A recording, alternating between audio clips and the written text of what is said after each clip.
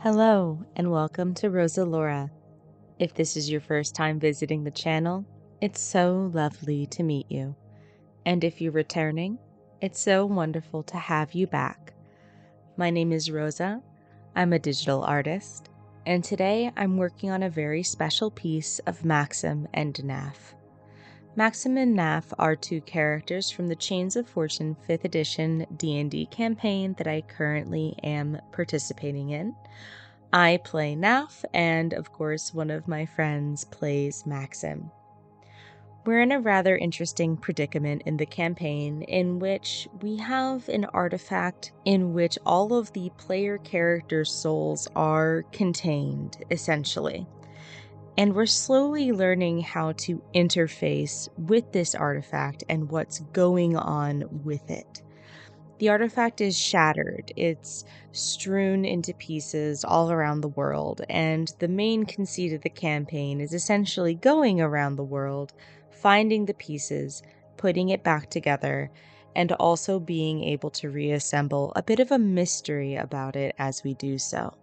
The artifact itself has an internal world that we sometimes refer to as the Sea of Souls.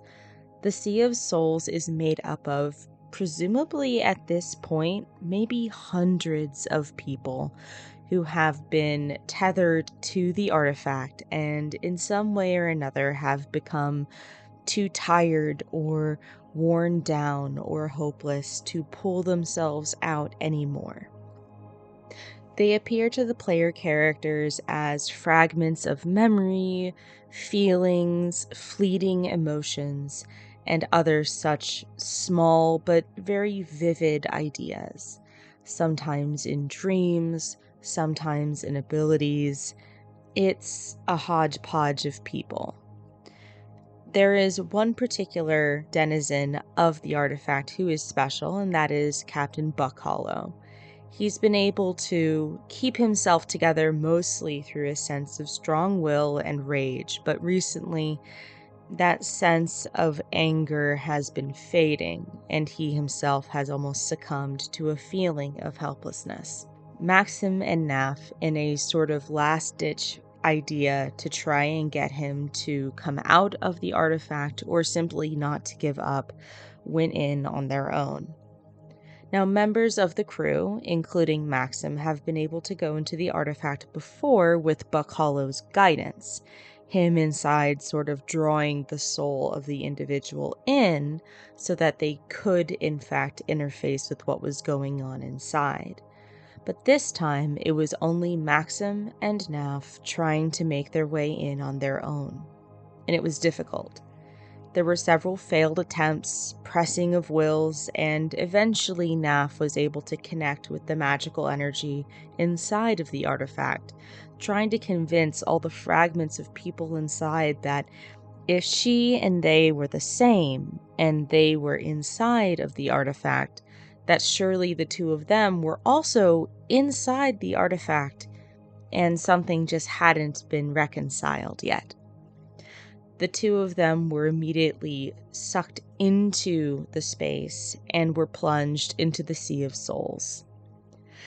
The Sea of Souls is this churning, whirling feeling of all of these people inside, those varied emotions and memories, these fragments of people who don't really know who they are anymore.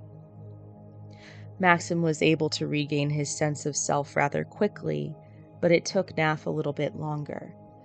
And while floating in this endless seeming abyss of water, he reached down and cupped her cheek to try and remind her that she was separate from the world around them. In this moment, she was able to differentiate that she was different, whole, still living and breathing, different from the rest of the figures that were inside of the artifact and swirling all around them as this deep water.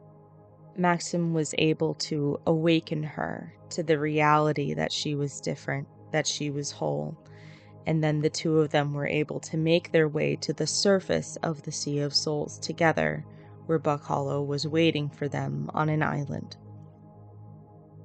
I wanted to capture this moment as it was very tender between the two of them. I do like Maxim and Naf together. I think that they're a really interesting couple. But I wanted to reflect, instead of desire or even a sexual energy to this piece, a kind of yearning, this interpersonal understanding, and this desire to be recognized by the other as whole and individual. The only differences in color that I've chosen to use are the different shades of this turquoise teal that I've used in the past to symbolize the waters of the artifact.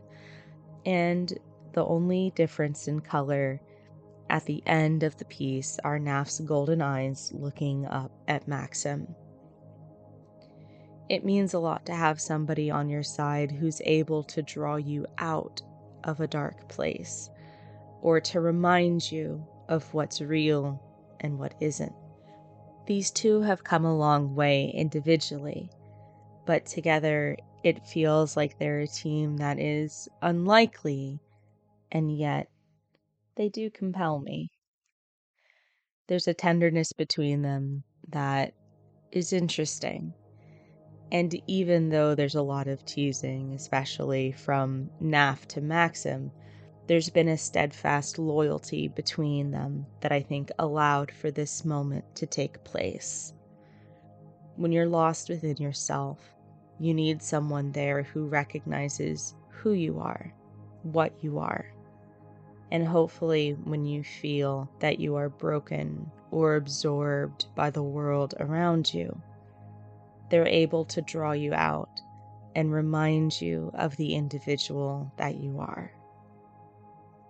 I look forward to seeing where these two characters go in the future and what's next in their story within Chains of Fortune. And I hope that you've enjoyed this glimpse into their story.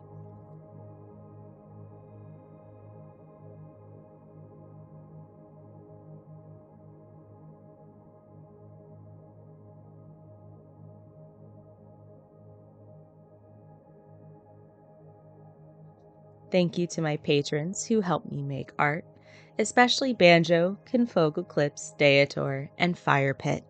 You all are wonderful. And of course, you.